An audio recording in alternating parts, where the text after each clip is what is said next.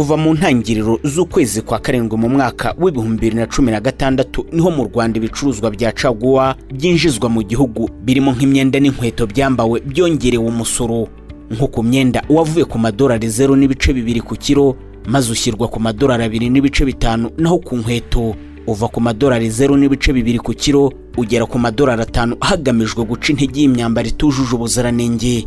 Ariko kandi hakaba na gahunda yo guteza imbere ibikorerwa imbere mu gihugu. Ibi ntabwo ari mu Rwanda gusa byagiye bikorwa, kuko hari n'ahandi ku isi basanze imyambaro itakijyanye n'igihe. Mu Rwanda ariko nubwo ibi bicuruzwa byaciwe ku bufatanye n'inzego zitandukanye z'ubuyobozi, ntagiye gishira haterekanwa abantu bafatiwe mu bikorwa by'amagendu, ari nabyo bidindiza iterambere ry'igihugu. Ubucuruzi bwa magendu bwo murabizi ko ari icyaha gihanwa n'amategeko kandi gishobora gutuma uwagikoze afungwa imyaka myinshi. Uyu munsi abakozi baza Gasutamo ku mipaka ya Rubavu mu ntara y'Uburengerazuba, ubwo turavuga hazwi nka La Corniche na Petite Barriere, bavuga ko ari toni 30 z'inkweto, imyenda igera kuri toni 35, toni 11 z'amavuta atemewe tuzi nka mokorogo, toni 30 z'ifu ya pate jaune hamwe n'amabaro y'ibitenge 600. Ibi byose byafashwe nka magendu bikaba biri mu bubiko bwa Gasutamo. Iyi magendu ni ikibazo ubuyobozi bw'intara y'Uburengerazuba buburira abakijandika muri ibi bikorwa, ko ababirimo hari ubufatanye bukomeye bw'inzego z'ubuyobozi mu gutahura abo bose babirimo. Nibyo magendu turacyayibona rwose, abantu bashaka kwambutsa bya caguwa, bitenge, ibintu by'insinga, amavuta atemewe n'ibindi. Abo bantu turacyababona bafite iyo myumvire itari myiza. Umufroderi ni igisambo byumvikane neza, ntabwo ari umuntu wo kubahwa wo guhabwa intebe mu misango y'ubukwe n'ahandi. Ni umuntu unyereza, ni umuntu unyereza ibyacu twese, umutungo rusange. Ubwo rero icyo dukwiye gukora ni ukumurwanya, kandi nawe akwiye kubireka n'abantu bataramuhagurukira. Ariko icyo nasaba, ibyo bintu babicisha ahantu hazwi, abaturage babareba, nibatanga amakuru tubirwanye, dufatikanye tubirwanye. Ariko mbere yo kubirwanya ba nyirabyo, ba nyiri kubikora, iyo myumvire ntabwo ari myiza mu gihe tugezemo. Byagaragaye ko umuntu ashobora gucuruza akunguka kandi akanasora neza, akunguka agakira. Ibyo turabibona, abacuruzi bose bakize ntabwo ari uko biba imisoro, ntabwo ari uko ari abafroderi. Ibyo rero ni umuco wo kwikunda no kwikubira, kumva ko wafata ibyawe n'ibitari ibyawe. Imisoro ni ibya rusange, ni iby'abanyarwanda twese. Ibiri ibyawe nabyo birahari, birazwi, bigenwa n'itegeko. Reka abantu bafate ibibageneye, n'imbaraga zabagendagaho kwirirwa tuhanganye nabo zijye mu bindi bitanga umusaruro. Abantu bagira umutimanama wo kumva ko ushobora gucuruza ukunguka utagiye muri fraude. Mu ntara y'Uburengerazuba ku mipaka ya Rusizi ya mbere n'iya kabiri, hari abacuruzi bakora ubucuruzi bw'ibitenge bavana muri Repubulika ya Demokarasi ya Kongo, badaca ku ruhande ko ari bagenzi babo badashobora guca kuri serivisi za Gasutamo, kuko mu byo bacuruza haba harimo magendu. Bibamo mu bitenge baza babafata, tubabona hano babazana buri munsi. Ingaruka za magendu ni uruhombo, nuko mbona bahomba, bakabafata agahomba nayiwe yari yashoye, hakayahomba kandi abahahombya n'igihugu, ko nta musoro winjira mu gihugu. Magendu iyo akoze magendu nta musoro winjira mu gihugu, igihugu kiba gihombye. Inama jewe nabagira abagenzi banje nuko umuntu yaza ashora dukeya akanasora kandi akanunguka, ari urugo rwe rugatera imbere n'igihugu kigatera imbere. Hari amayeri menshi akoreshwa n'abacuruza magendu, baba banze guca ku biro bya za Gasutamo ngo badasora, bamwe bagaca inzira y'amazi mu Kivu bakambuka. Amanyanga nyine barayakora, wenda bakagenda baca nko mu mazi, rimwe na rimwe bakabafatira imusozi. Nabagira inama yo kuza tugatanga umusoro.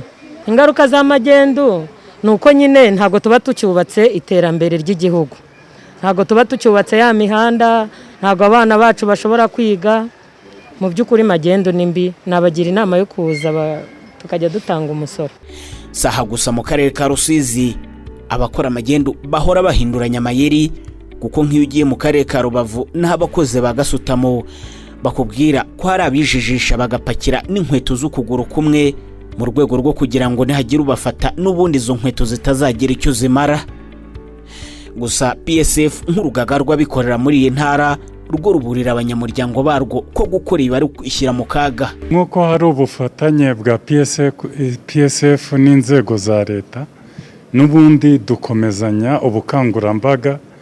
PSF irubatse kuva ku rwego rw'umurenge, akagari ndetse no kuzamura mu zindi nzego.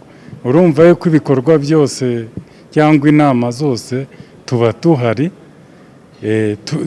dukomeza tubwira abo bantu baca mu nzira zitemewe. Ariko usibye no kuba wahomba ibyo uba waranguye, ndetse na ziriya nzira ni mbi cyane. Wahuriramo n'igisambo kikagukubitirayo cyangwa se kikanabikwambura utabigejeje aho wagombaga kubigeza.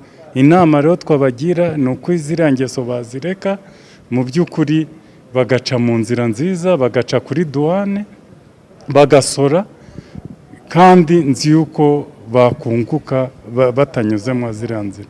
Risike nini mbi ziri muri za nzira bacamo, usibye no kubibambura n'ubuzima bwabo, kuko iyo uhuye n'igisambo ntabwo wamenye ibyo cyagukorera. Mu by'ukuri ndumva baciye mu nzira nziza yemewe, byabagiriye inyungu cyane. Bitewe nuko ibice byegera imipaka y'igihugu bikunze kurangwa n'ubucuruzi bwa magendu, ubuyobozi bukuru bw'ikigo cy'imisoro n'amahoro bwashyizeho uburyo burimo no bujya kugenzura ibijyanye n'imitangire ya serivisi ku biro bya za Gasutamo, koroshya urujya n'uruza n'ibindi. Aha ni naho abakijandika muri magendo baburirwa, bakaganirizwa, bakibutswa ingaruka zayo ku gihugu ndetse n'akaga nabo ishobora kubashyiramo. Mu by'ukuri bari guhemukira igihugu. Ngewe nkumva rero ni imyitwarire itari myiza, ni imyitwarire mu by'ukuri igayitse, ni imyitwarire mbona mu by'ukuri umuntu aba afite bari kwiba amafaranga ya rubanda mu buryo ubwo aribwo bwose. Buriya wenda hari uye yagushikuje utamubona, ariko we rwose urumva mubamurebana mu maso akayatwara kandi ibyo rero twebwe turagerageza kwigisha, ariko iyo tubafashe turabahana kuko n'amategeko arabiteganya. Ntabwo ari imigirire myiza, kandi tuzahora twirwanya twese, kandi inzego nyinshi zirabyemera ko zizayirwanya bishoboka. Mu karere ka Rusizi mu ntara y'Iburengerazuba, abacuruzi bavana ibintu muri Kongo ndetse n'ababyoherezayo bo bashima ibiganiro byabahuje na komiseri mukuru w'ikigo cy'imisoro n'amahoro, bakavuga ko biteguye kujya batangira amakuru ku gihe, cyane kuri bagenzi babo bijandika mu bikorwa by'amagendu. Ikindi bashima nuko imbogamizi nabo bahura nazo mu mikorere yabo bavuga ko bazigejeje kuri komiseri mukuru, maze ikibazo kigahabwa umurongo. By'ukuri nyine ncuruza ibitenge, iyo twazaga twabibikaga hano kandi tukumva ari byo bitworoheye. By'imisoro nyine tukajya gushakisha umusoro, tukaza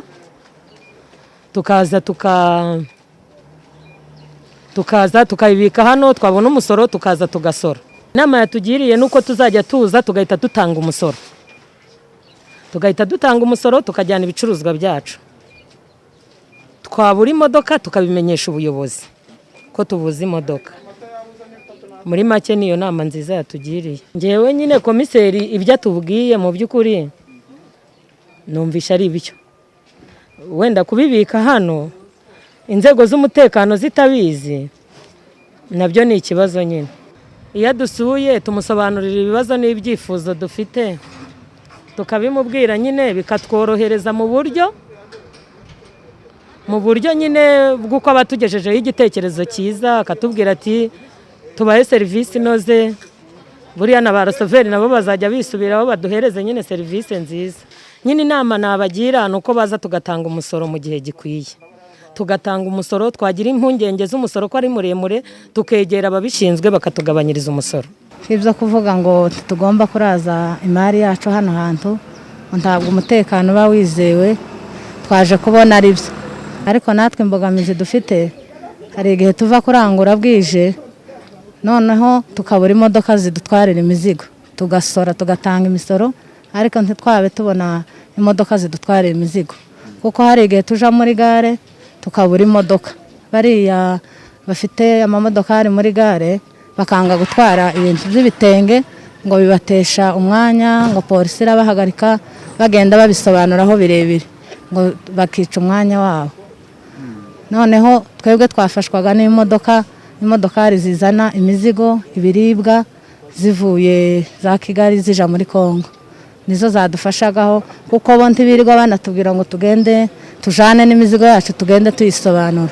Yatubwiye ati abantu b'inyangamugayo mwese ntituramenya uko muteye, atari ku muntu w'inyangamugayo, bano bantu mugize iminsi mukorana barabazi, umuntu w'inyangamugayo agize ikibazo yanabatelefona bakamufasha. Abaye araranye n'iyo dekarasiyo kuko hari amasaha ntarengwa igomba gutakarizaho garanti, ati yahamagara bakamufasha. Catunyuze rwose nta kibazo. Koroshya serivisi zitangirwa ku mipaka, komiseri mukuru w'ikigo cy'imisoro n'amahoro avuga ko ari ingingo yaganiriweho kandi ifatwaho umwanzuro. Hemejwe ko serivisi za gasutamo n'iza immigration zashiraho uburyo bw'imikorere bworohereza urujya n'uruzanyiro rw'abacuruzi n'abagenzi bwambukiranya imipaka y'ibihugu twegeranye. Naje rero nje kureba uburyo bishobora mu bikorwa kugira ngo ahaba bidakorwa neza tube twabinoza. Rero nabanje kuri Rusizi ya mbere kubera ibikorwa bikorerwa hakurya muri Kongo nta rujya n'uruza rw'abantu ruhari. Kuri Rusizi ya kabiri icyo twabonye nuko ubu ngubu rwose hakora bona hari urujya n'uruza rw'abacuruzi n'abagenzi, kandi nk'uko byemejwe nasanze serivisi za gasutamo ari nazo zikora akazi kajyanye n'ikigo cya FDA, ikigo cya RICA, cya RAB, bityo nk'uko byemejwe ibintu ndabona bigenda neza. Hari abo twahuye nabo by'umwihariko n'abategarugori bakora ubucuruzi bwambukiranya imipaka by'umwihariko by'ibitenge, aho twasanze baharaye ndetse n'imizigo y'irunza ngo yaharaye, aho bagaragaza ko bafite ikibazo cyo kubona uburyo bwo gutwara ibintu byabo imodoka zibitwara mu mujyi, ariko ndetse bakanavuga ko bakunze kuza nimugoroba serivisi zidakora. Rero twabemereye ko igihe cyose bazajya bazira bajya batumenyesha kugira ngo abakozi bacu babafashe bamenyekanisha umusoro ibintu byabo babitware.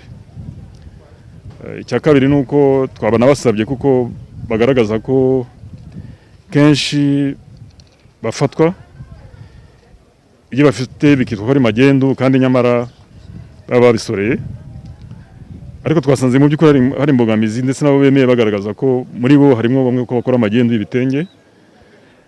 Twabemerera rero ko bakwishyira hamwe tukamenya abacuruza bose kugira ngo tubafashe kwishyira hamwe, bityo abo ngabo bazaba bishyize hamwe banemera ko bagiye gushira imikorere nabo inoze kugira ngo urwikekwe ruveho kuko ko bakora magendu. Abo rero mu by'ukuri nasize nsabye hari ubuyobozi bwa immigration, ubuyobozi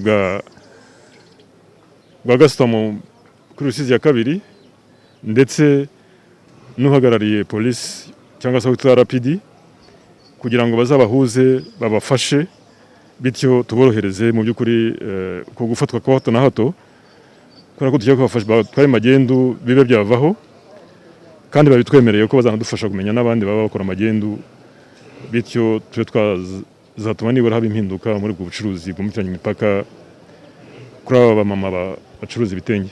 Tugeze ku musozo w'ikiganiro cyacu cy'ikigo cy'imisoro n'amahoro.